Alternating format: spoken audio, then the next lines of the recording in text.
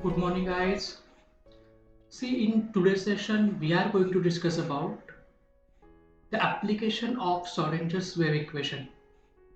In that concept, we are going to discuss the first application of the Schrodinger's equation, that is energy of particle in the one-dimensional infinite potential wave. Remember that sometimes this concept is also known as one-dimensional rigid box.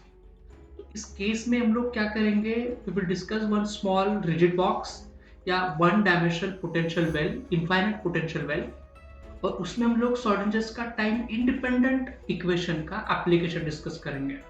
ठीक है. Now just we will try to understand what will be the experimental setup for the exactly application. Because we will consider this is the our potential infinite potential well. We have two walls, both the walls are infinite. We will consider this is the wall A and this is the wall B, right? And obviously the particle is moving between these two walls, right? And when the particle is at B, obviously its displacement will be the zero, right? मतलब particle जब B पे रहेगा तो उसका displacement का value x is equal to रहेगा 0, and when it is at a big it is at a, then its displacement value will be the small a, it is x is equals to small a, right? And particle is moving between these two walls, then obviously when it goes and strike on the wall a or wall b, उस point पे उसका जो potential रहेगा या उसकी potential energy रहेगी obviously infinite रहेगी. So the potential energy at wall B, it will be the infinite, and obviously the potential energy at wall A is also infinite. But particle is moving in between wall A and B, right now. तो particle A और B के बीच में move हो रहा है, तो obviously it will go and strike on A, again it will comes back and strike on B, but between the wall it have some kinetic energy. और अगर उसके पास कोई काइनेटिक एनर्जी है ऑब्वियसली, तो it have the zero potential energy. It means the potential energy between this two walls it will be the zero, right? Now see, we will discuss the point next. We can determine the energy eigenvalue and eigenfunction associated with the particle during its motion in one dimensional box. अपना target क्या है इस equation का? हमें इस equation में eigen energy determine करनी है, आइगन वैल्यू डिटरमिन करना है और आइगन फंक्शन डिटरमिन करना है पार्टिकल का, जो पार्टिकल दो वॉल के बीच में मोशन करेगा, right? And the potential energy of the particle between these two walls A and B is obviously zero because of it will be in the motion between these two walls. The potential energy of the particle at wall A and B is infinite, that is v of x is equals to infinity. Obviously हमने कहा था कि particle के बीच में move करेगा, travel करेगा, कुछ motion में रहेगा, लेकिन वो जब जाके वॉल के ऊपर स्ट्राइक होगा तो उसकी काइनेटिक एनर्जी होगी जीरो, तो पोटेंशियल एनर्जी उसकी हो जाएगी infinite, right? Now in proper boundary condition to be imposed are that the wave function psi of x vanishes at the wall. मतलब जब भी अपना पार्टिकल जाके स्ट्राइक होगा वॉल पे, ऑब्वियसली इसका काइनेटिक एनर्जी होगा जीरो, तो उसका जो वेव फंक्शन रहेगा वो जीरो हो जाएगा, क्योंकि वहां जाने के बाद पार्टिकल क्या हो जाएगा? स्टॉप हो जाएगा. ठीक है. That is psi of x is equals to 0 when particle is at A and B, right? मतलब वॉल पे जब जब भी पार्टिकल रहेगा उसका वेव फंक्शन जीरो रहेगा. That is the psi is equals to 0 when x is equals to 0 and x is equals to A, right? जब भी x is equals to 0 रहेगा पार्टिकल वॉल B पे रहेगा, and x is equals to A रहेगा particle wall A पे रहेगा. और whenever the particle is present at walls, इसका वेव फंक्शन का वैल्यू रहेगा जीरो, राइट? नाउ नेक्स्ट से then in this case the potential energy of the particle is independent of time, right? मतलब particle जब wall के बीच में travel कर रहा है, वो ट्रैवलिंग में टाइम का कोई फैक्टर नहीं है. It means the motion of the particle in between these two walls is independent of the time. So we use Schrodinger's time independent wave equation. I hope you got my point, right? Particle का motion time के ऊपर depend नहीं है, इसलिए हम लोग Schrodinger's का time independent equation use करेंगे. It means the energy of particle in one-dimensional infinite potential well is the application of Schrodinger's time independent wave equation, right? And obviously we know the Schrodinger's time independent equation is d square psi by dx square plus twice m upon h cut square e minus v of psi is equals to 0, right? We will consider this is equation number 1, right? And in that equation where the h cut is a reduced Planck constant, E is a total energy, and V is a potential energy, right? And see, when the particle is moving between wall A and B, its potential energy is a 0. जैसे हमने पहले discuss किया है, particle जब दो wall के बीच में travel करेगा तो उसको रहेगी काइनेटिक एनर्जी, और जब उसके पास कोई काइनेटिक एनर्जी रहेगी तो उसकी पोटेंशियल एनर्जी उस टाइम पे 0 रहेगी. इसलिए when the particle is moving between these two lines, two walls A and B, its potential energy will be the 0. Done. Then obviously if the potential energy of the particle is 0, that is V is equals to 0, हम क्या करेंगे, the value of V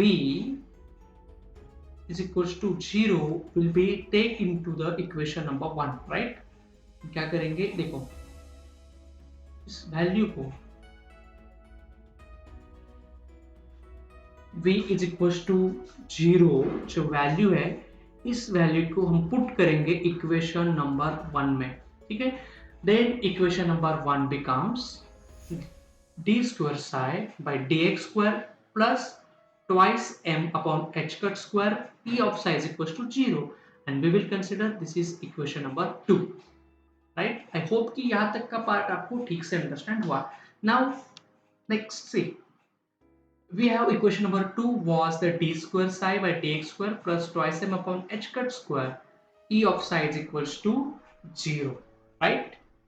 Now see, in that case obviously we know that h cut जो है, h cut वो होता है reduced Planck constant, उसकी value होती है Planck constant per unit phase, right? ना h upon 2 pi, right?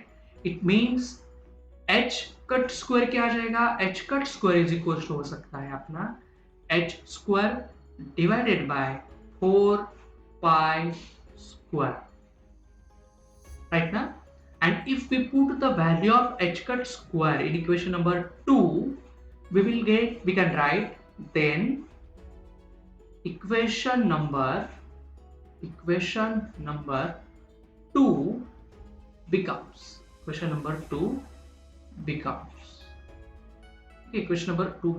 equation number 2 आएगा d square psi by dx square plus 2m divided by h cut square का value put करेंगे h square divided by 4 pi square into अपना e psi is equals to 0, right? And we can write this equation as again d square psi by dx square plus ये अपना 4 pi square जाएगा ऊपर, जो denominator में होने आएगा numerator में, और टोटल इक्वेशन आएगा कुछ 8m pi square e divided by h square of psi is equals to 0, right? And we will consider this is our equation number 3, right. इसको हम लोग इक्वेशन नंबर 3 कंसिडर करेंगे, ठीक है जी। Done. Now see, in equation number 3 the term 8m pi square e divided by h square is equals to k square। हम consider कर रहे हैं कि ये जो वैल्यू है 8m pi square e divided by h square is equals to k square। अब हम लोग ऐसा कंसिडरेशन क्यों कर रहे हैं, इसका इलेबोरेशन हम यहाँ देखते हैं। देखो हमने क्या कहा है, के स्क्वायर का वैल्यू मतलब है अपना 8m pi square e divided by h square, इसका वैल्यू के स्क्वायर क्यों, ठीक है।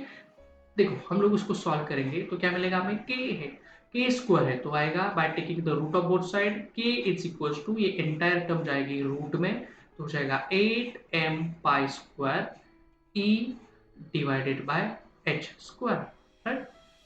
We can write this equation as root में 4 into 2 लिख सकते हैं m पाई स्क्वायर e, राइट ना, ये पूरा टर्म रूट में रहेगा डिवाइडेड बाय h स्क्वायर रहेगा। अब हम क्या करेंगे, 4 को पाई स्क्वायर को और h स्क्वायर को निकालेंगे रूट से बाहर तो हमें मिलेगा 2 पाई डिवाइडेड बाय h, और ये एंटायर टर्म रूट में एज इट इज रहेगी twice m E.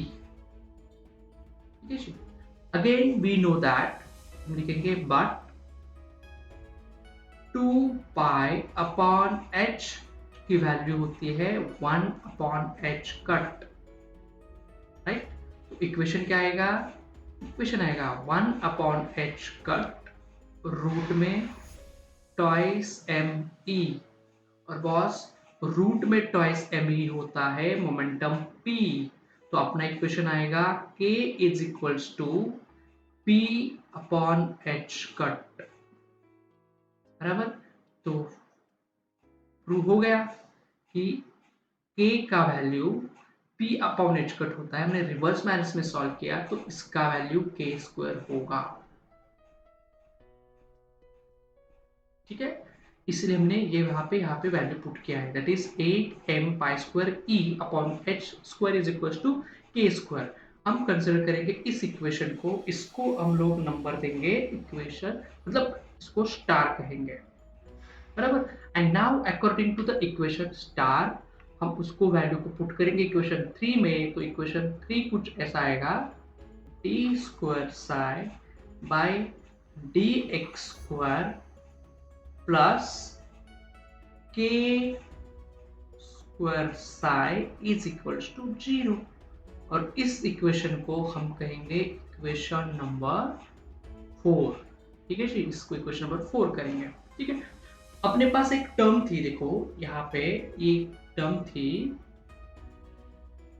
8m pi square e upon h square is equal to k square, right. हम इस टर्म को फिर से लेंगे, यहाँ पे हमारे पास था term 8m pi square e divided by h square को हमने कंसिडर किया था k स्क्वायर। अगर इसको हमने रीअरेंज किया तो इसको हमें मिल सकता है e is equals to h square k square divided by 8m pi square, right. और इसको हम कहेंगे इक्वेशन नंबर 5, ठीक है जी। इसको इक्वेशन नंबर कहेंगे 5। इक्वेशन नंबर ने तो हमें एनर्जी दिया, be rearrange the equation number 5 with the help of equation number star, ठीक है।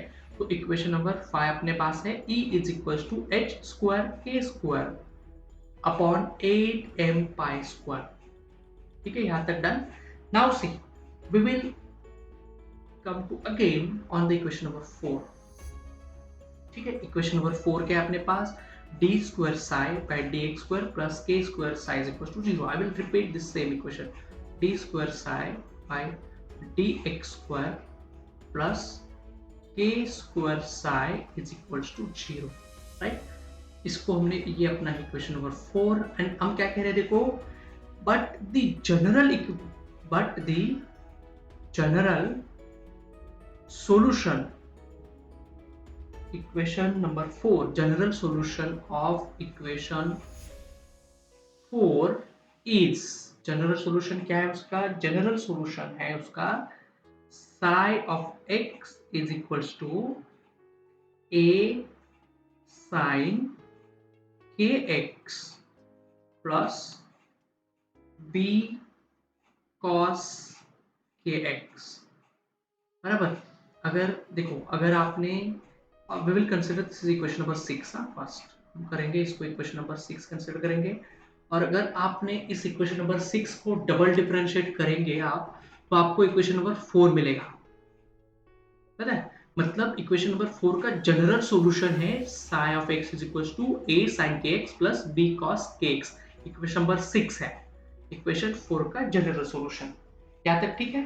Now see we have figure, ये वाली, इस फिगर में हमने कंसिडर क्या किया है देखो, psi of x is equals to क्या है 0, sorry x is equals to 0 है at b and x is equals to a है at wall a, and wall a and b are the boundary conditions of the particle। उसी दो boundary के बीच में ही अपना particle क्या करेगा, ट्रैवलिंग करेगा, right. So we are putting the boundary condition, understand करो, for boundary condition at B, boundary condition at B जहां पे भी है वहां पे बाउंड्री कंडीशन क्या है, psi is equals to 0 and x is equals to 0, बराबर। अपने फिगर के अकॉर्डिंगली अगर हमने देखा यहाँ पे, तो देखो यहाँ पे psi का वैल्यू रहेगा 0 और x का वैल्यू भी रहेगा 0 एट बाउंड्री कंडीशन B, ठीक है जी।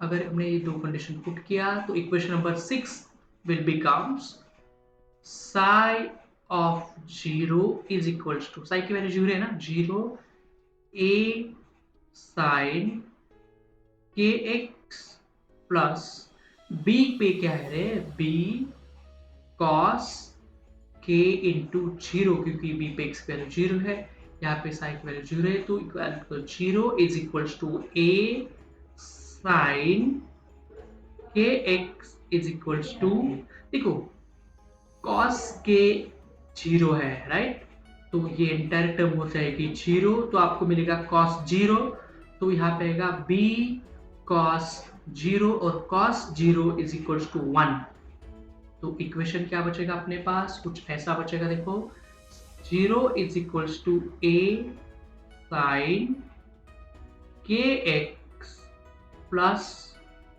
b, बराबर, क्योंकि यहाँ पे देखो नीचे cos 0 का वैल्यू है 1, तो b इंटू 1 आएगा अपने पास b, that's why our equation is a sin kx is equals to, sorry, 0 is equals to a sin kx plus b. If we rearrange this equation, we can write as a sin kx is equals to क्या हो जाएगा, 0 divided by b, सिर्फ हमने b को इस side लेके गए तो, बराबर, तो क्या हो जाएगा, इक्वेशन आएगा a sin kx is equals to 0, क्योंकि 0 बाय b आएगा 0। We will consider this is our equation number 7, ठीक है, इसको इक्वेशन नंबर क्या कंसिडर करेंगे, 7 कंसिडर करेंगे, ठीक है जी। अब देखिए, now we will again put the boundary condition at a, हम क्या कहेंगे, for boundary condition at capital A। अब हम देखेंगे बाउंड्री कंडीशन A पे, देखो यहाँ पे वॉल A पे बाउंड्री कंडीशन क्या है, psi इज इक्वल टू 0 रहेगा, ऑब्वियसली psi क्या रहेगा 0, और x इज इक्वल टू रहेगा a, राइट ना, यहाँ पे x is equal to a है, तो again we will write on the slide that is in boundary condition A psi is equals to 0 and at a x is equals to small a. ठीक है, at a x is equals to small a. This is our boundary condition at a b. If we put these two boundary condition, equation 7 becomes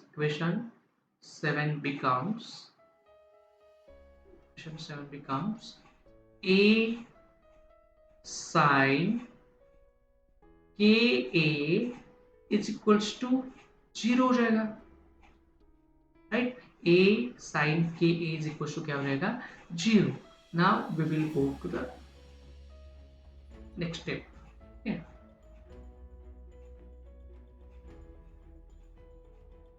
Done. Now we will consider this is our equation number 8. इसको equation number 8 हम लोग मान के चलते हैं फिलहाल. Again with the equation number 8 हम लोग फिर से लेंगे उसको a sin ka is equals to 0, right? But see, we have the sin ka is equals to 0, but sin ka is equals to 0 कब पॉसिबल है, अगर ka का वैल्यू 0 है तो, क्योंकि sin 0 इज अ 0 ना, मतलब sin ka 0 कब आएगा, अगर ka की वैल्यू ऐसी चाहिए जिसकी वजह से sin की वैल्यू 0 आएगी, राइट ना. मतलब अगर क्या कह रहे हैं हम लोग, but sin ka is equals to 0 if ka is equals to 0. अगर ka 0 रहेगा तो sin ka 0 आएगा, या sin मतलब या ka क्या चाहिए, अपने पाई चाहिए, या 2 पाई चाहिए, या 3 पाई चाहिए. अगर ये वैल्यू पुट करेंगे तो मेरा sin ka 0 आएगा, अगर ka का वैल्यू 0 पाई 2 पाई 3 पाई है तो, राइट ना. That is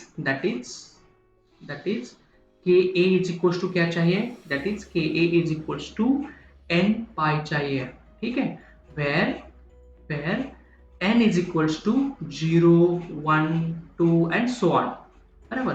that is ka क्या है, ka is equals to n pi होना जरूरी है, तब मेरा a sin ka 0 आएगा, राइट ना. तो यहाँ पे लिखेंगे that is ka is equals to n pi होना चाहिए, राइट. तो k क्या हो जाएगा, k इज इक्वल्स टू हो जाएगा n pi divided by a, ठीक है. तो with the help of this equation k square क्या हो सकता है, k square is equals to हो सकता है n square pi square upon a square, ठीक है. हम इस इक्वेशन को कहेंगे इक्वेशन नंबर 9, ठीक है, इसको कहेंगे इक्वेशन नंबर 9. और equation number 9 is giving the value of k square, ठीक है. अब देखो, now according to the equation number 5 हमारे पास इक्वेशन नंबर 9 है k square is equals to n square pi square upon a square.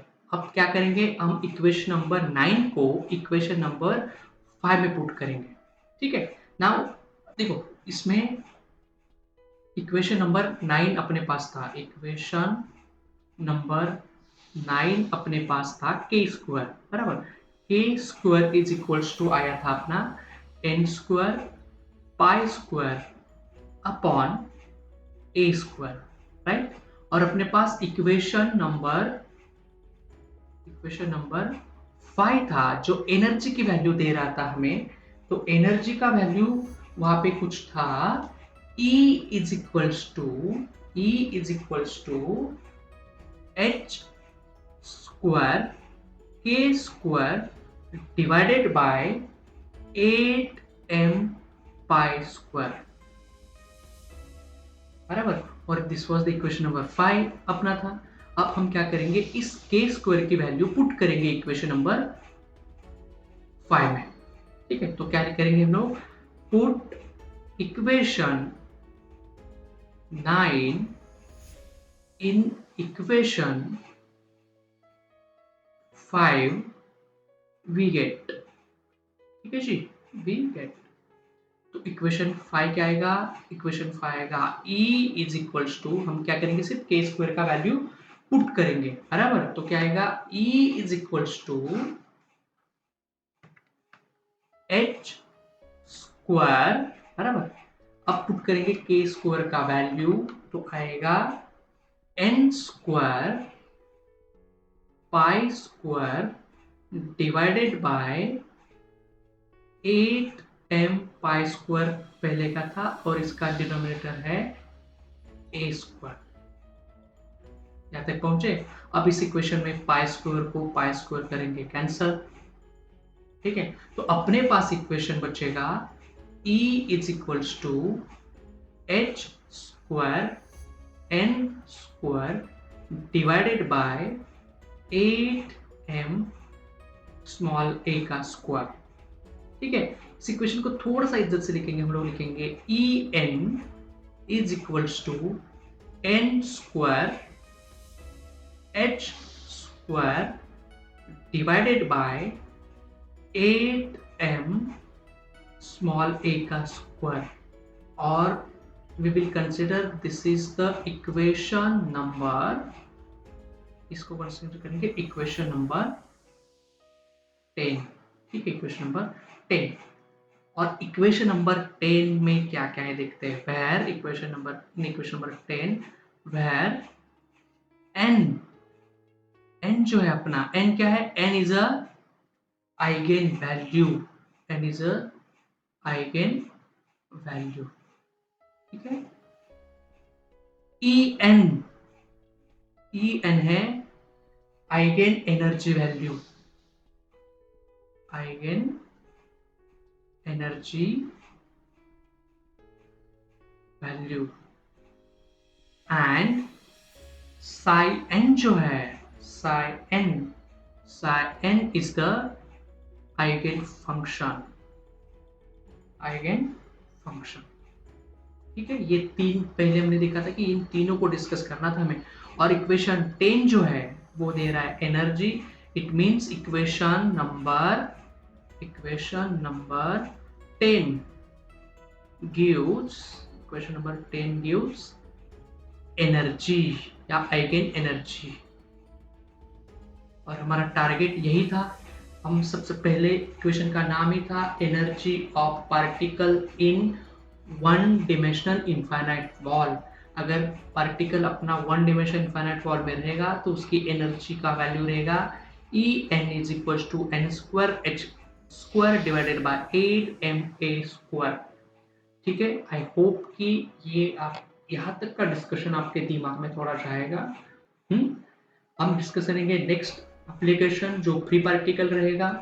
तब तक के लिए थैंक यू।